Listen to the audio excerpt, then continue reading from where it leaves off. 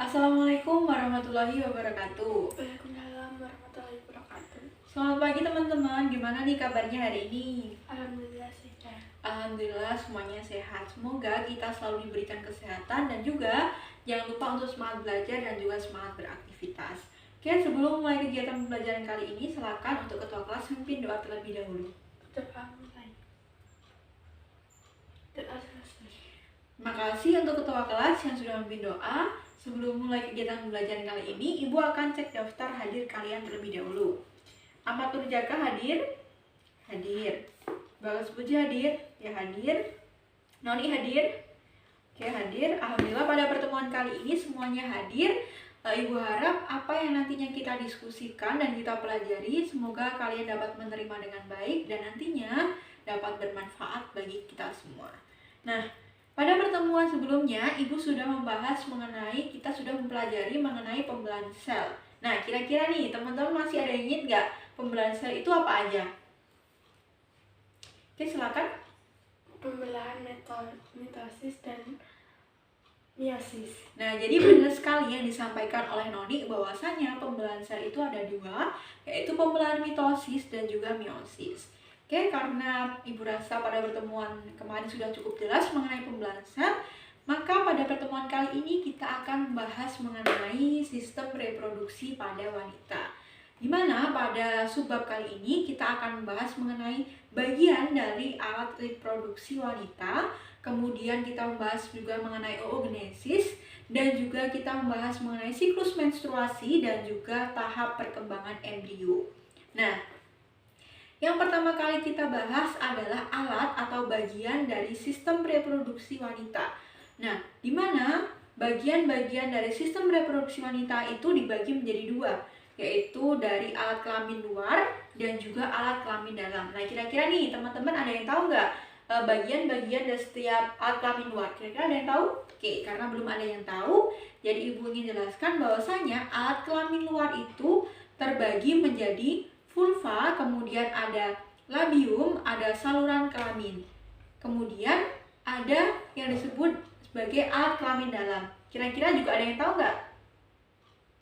Nah, jadi bagian-bagian dari alat kelamin dalam pada sistem reproduksi wanita itu seperti ini. Seperti yang kita dapat lihat, yaitu ada vagina, cervix, endometrium, vagina, uterus, tuba fallopi, dan juga ada ovum. Nah, jadi bagian-bagian yang terdapat di sini merupakan dari alat kelamin dalam pada sistem reproduksi wanita. Nah, yang pertama di sini adalah ada vagina. Vagina itu merupakan saluran yang menghubungkan lingkaran luar dengan rahim, di mana vagina itu tersusun atas otot-otot yang bersifat elastis. Nah, kemudian vagina itu dilapisi selaput membran yang disebut sebagai selaput darah. Kemudian saluran vagina ini menghubungkan antara lingkaran luar dan juga rahim, di mana vagina ini merupakan bagian yang menghubungkan lingkungan luar dari sistem reproduksi wanita dengan bagian dalamnya. Nah, di mana saluran yang menghubungkan vagina dengan rahim itu disebut dengan leher serviks. Sebelum ke serviks itu terdapat bagian yang namanya leher serviks. Nah, vagina itu selain berfungsi sebagai organ reproduksi, berfungsi juga sebagai saluran yang untuk mengalirkan aliran darah pada proses terjadinya menstruasi dari rahim, dan juga vagina itu berfungsi sebagai jalur keluarnya janin untuk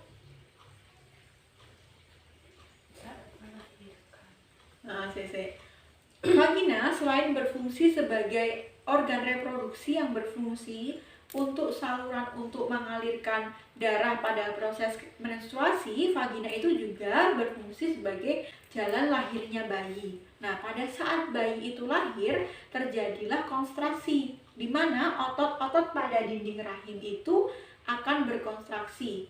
Nah, inilah yang menyebabkan bayi terdorong ke jalan lahir bayi menuju vagina. Nah, Sedangkan untuk bagian-bagian pada setiap struktur reproduksi wanita ini dapat kalian baca pada kartu informasi yang ibu telah sediakan. Seperti serviks ini, coba kalian baca dan coba kalian sebutkan apa fungsinya. Leher rahim atau serviks adalah organ berbentuk silinder yang menghubungkan vagina dengan rahim.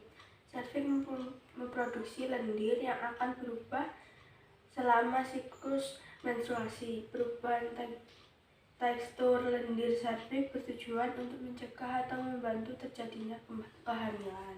Nah, jadi seperti yang sudah dibaca oleh Noni, bahwasanya serviks ini berdasarkan kartu informasi itu adalah serviks itu bisa disebut sebagai leher rahim, di mana serviks ini merupakan organ yang berbentuk silinder yang menghubungkan vagina dengan rahim. Nah, serviks ini juga memproduksi lendir yang berfungsi untuk apa tadi?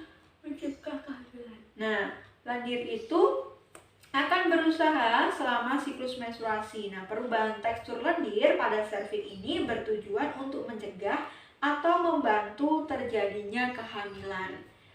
Nah, untuk bagian-bagian yang lainnya, untuk definisi dan juga fungsinya dapat kalian baca pada setiap kartu informasi yang telah ibu sediakan. Nah, karena ibu rasa penjelasan dari setiap bagian struktur reproduksi wanita ini sudah jelas, kalian dapat membacanya, maka yang akan dibahas selanjutnya yaitu adalah peristiwa oogenesis, di mana oogenesis merupakan proses pembentukan sel kelamin perempuan, yaitu sel telur atau ovum, dan terjadi di dalam organ yang disebut ovarium. Nah, jadi peristiwa oogenesis itu akan terjadi pada bagian struktur reproduksi wanita di bagian ovarium. Jadi tepatnya peristiwa oogenesis itu akan terjadi di ovarium. Nah, berbeda dengan proses spermatogenesis yang dimulai ketika anak lelaki itu menginjak masa pubertas, tetapi pada peristiwa oogenesis ini terjadi sebelum anak perempuan itu lahir. Jadi peristiwa oogenesis ini terjadi pada saat sudah di dalam janin. Nah, peristiwa oogenesis ini dimulai saat seorang perempuan berada di dalam kandungan, di mana sel primordial ini akan membelah secara mitosis membentuk oogonium atau sel induk telur yang bersifat diploid. Bersifat apa? Diploid. Ya, bersifat diploid. Selanjutnya akan terjadi pembelahan secara bertahap, baik pembelahan mitosis maupun pembelahan meiosis. Nah, di mana setiap bulannya itu seorang wanita akan mengeluarkan ovum dari ovarium. Setiap bulannya wanita akan mengeluarkan ovum pada ovarium, kemudian akan menuju ke tuba fallopi.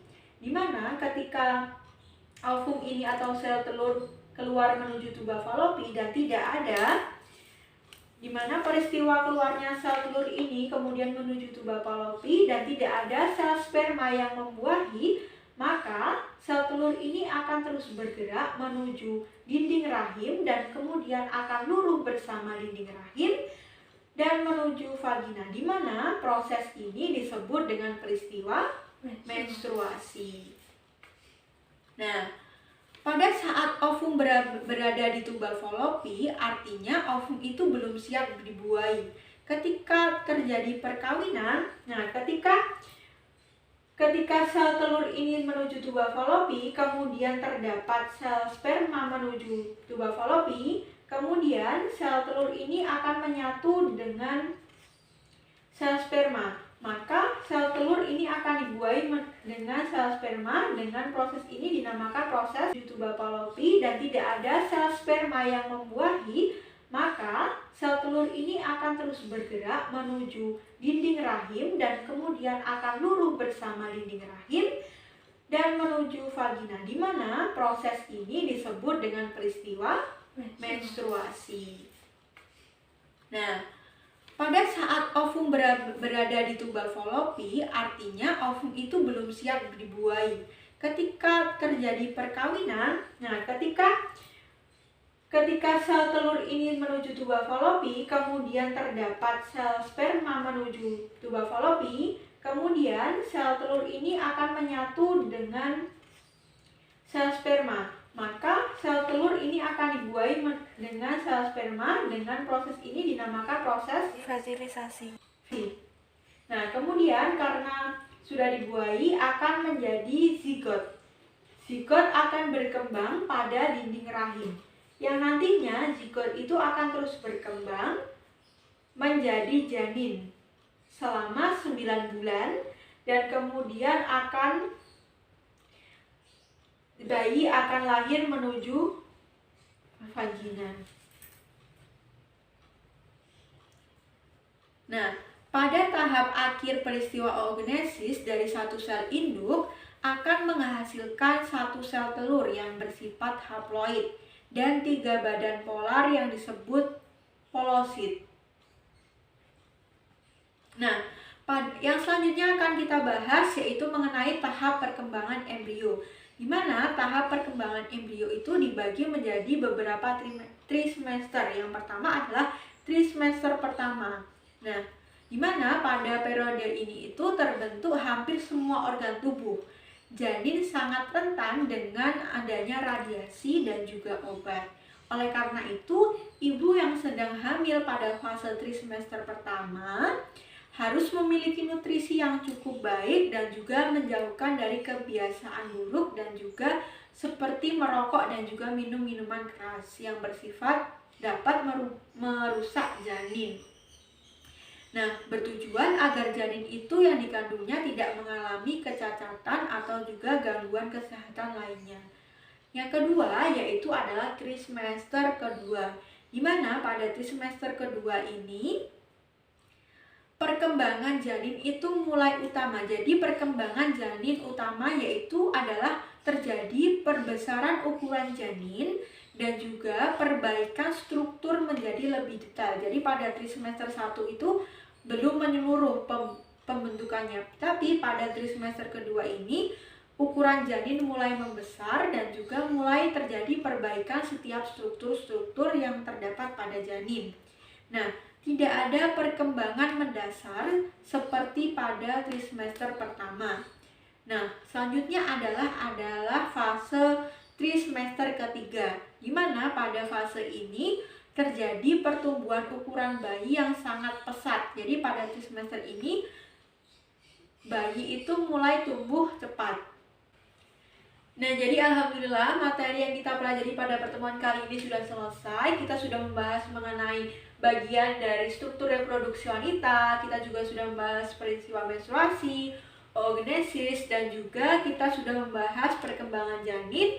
Dan ibu rasa jika kalian lupa mengenai definisi dan juga fungsi-fungsi dari setiap bagian struktur reproduksi wanita, kalian dapat membaca ulang pada setiap kartu informasi yang telah ibu sediakan. Nah, karena ibu rasa sudah cukup, pada pertemuan selanjutnya kita juga akan membahas mengenai struktur reproduksi pada pria. Untuk pertemuan kali ini ibu rasa sudah cukup baik dan juga kalian sudah mengikuti kegiatan pembelajaran dengan baik dan sesama. Semoga apa yang kita pelajari dan diskusikan pada pertemuan kali ini dapat kalian cerna. Kurang lebihnya ibu mohon maaf, tetap semangat belajar dan semangat beraktivitas. Wassalamualaikum warahmatullahi wabarakatuh. Waalaikumsalam.